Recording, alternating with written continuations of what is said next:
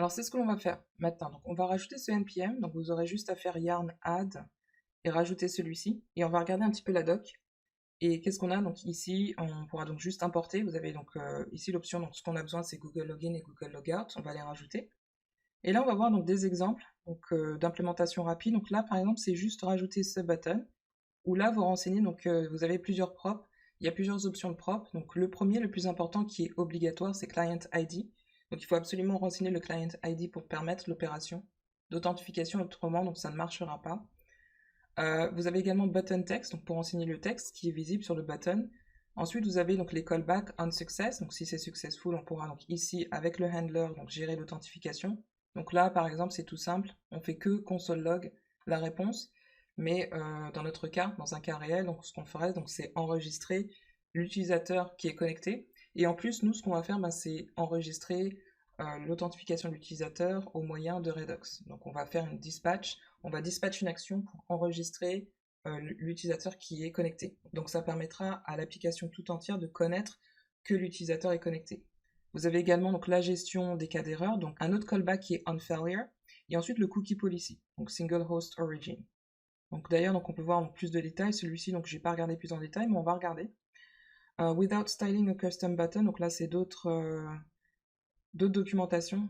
Voilà, donc vous avez après donc d'autres exemples de Google Button, mais cette fois-ci sans styling. Alors intéressant, celui-ci c'est une prop que vous pouvez renseigner donc pour rester connecté. Donc lorsque vous quittez l'application ou alors sortez de ce composant, vous pourriez donc ne plus être authentifié. Donc ce que vous pouvez faire, c'est rajouter ce prop en passant la valeur true. Donc, par défaut, je crois que c'est false. Et si vous spécifiez ici ce prop, ça permettra donc de rester authentifié, donc même si vous aviez déjà auparavant quitté l'application. Donc on va voir en fait, on va le tester. On va pas utiliser le hook dans cet exemple, donc je vais le passer cette partie-là. Après, donc il vous donne plus de détails sur les callbacks, donc on success, comment ça fonctionne, ce qui vous retourne, donc c'est-à-dire un token, logout, on va voir l'exemple. Donc là, on aura également besoin d'un Google Logout. Et là, donc c'est pareil, on aura besoin impérativement du Client ID. Vous pouvez renseigner du button text et ensuite vous aurez donc là pareil des callbacks et ensuite vous pourrez passer des handlers pour gérer donc l'opération de déconnexion. Alors les props, on va en utiliser donc le client ID qui est indiqué comme ici required. Ensuite, ce que l'on va utiliser donc c'est on success on failure required d'ailleurs. On va utiliser le class name. Non, je ne crois pas qu'on va utiliser le class name. Donc là, c'est pour passer du style. Button text. Donc là, par défaut, c'est login with Google si vous ne le spécifiez pas. Mais vous pouvez passer du texte personnalisé. Ce qu'on a d'autre, c'est les scopes. Donc là, c'est le type d'information. Tout en bas, le type d'information qui est retourné. On va prendre toutes les informations. On ne va pas le spécifier. Vous avez l'icône qui est indiquée à true ici, donc par défaut. C'est-à-dire que vous aurez l'icône de Google par défaut. Mais si vous mettez false, vous pourrez vous rajouter votre propre icône. Par exemple, utiliser une icône de font awesome, par exemple. Donc là, ce qu'il faut dire, c'est que show true or hide the Google icon. Donc c'est intéressant parce que c'est déjà mis. Alors ce qui est pas mal, vous avez le theme aussi. Donc par défaut, je crois que c'est light, mais vous avez aussi l'option d'indiquer un dark button. Voilà, donc pour les props qui peuvent être transmis au Google Login. Pour le logout, vous avez également des props, donc obligatoire le client ID. Ensuite, pareil, vous avez donc les mêmes callbacks, on logout success, on failure, button text. Donc là, ce sera par défaut logout of Google. Qu'est-ce qu'on a d'autre? Le theme, light ou alors dark. Voilà, on va regarder is sign in false, c'est par défaut. Ok, on va regarder nous ce que l'on a mis en place. On va jeter un coup d'œil. Donc là, on avait déjà donc des choses qui étaient mises en place. Au niveau du login, donc on va s'intéresser à ça au début.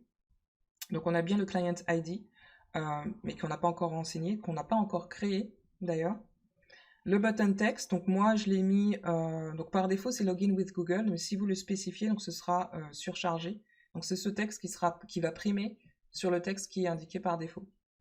Ensuite vous avez obligatoirement on success et on failure, et response type, c'est-à-dire qu'il va nous retourner un token. Donc ce qu'on a à faire ici, ben, c'est importer Google Login et Logout. On va le faire parce que ben, là il n'est pas encore dispo. Ah, ce qu'on n'a pas encore fait par contre, c'est dans mon cas, donc pour ce projet, chose importante, première étape, c'est installer la dépendance. Donc on va faire yarn add react google login. Donc pensez à faire ça.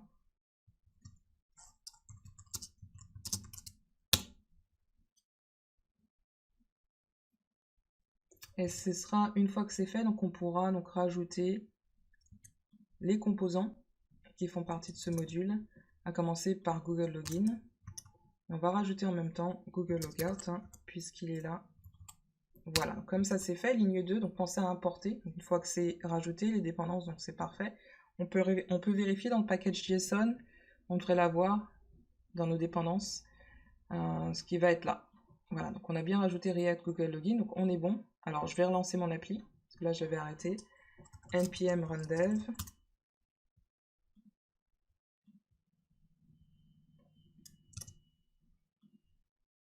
Et là je devrais être bon.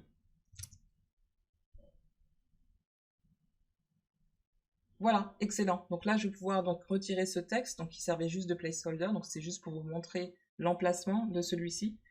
On va donc retirer ce texte qui ne sert à rien maintenant. Voilà. À la place, j'aurai donc ce Google Button.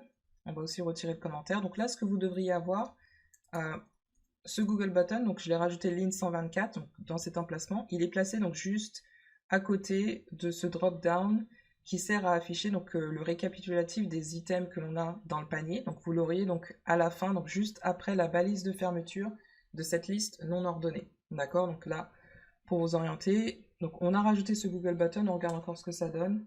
Voilà, donc parfait. Donc là, on ne peut pas encore se connecter puisqu'on n'a rien mis en place, on n'a pas mis de client ID.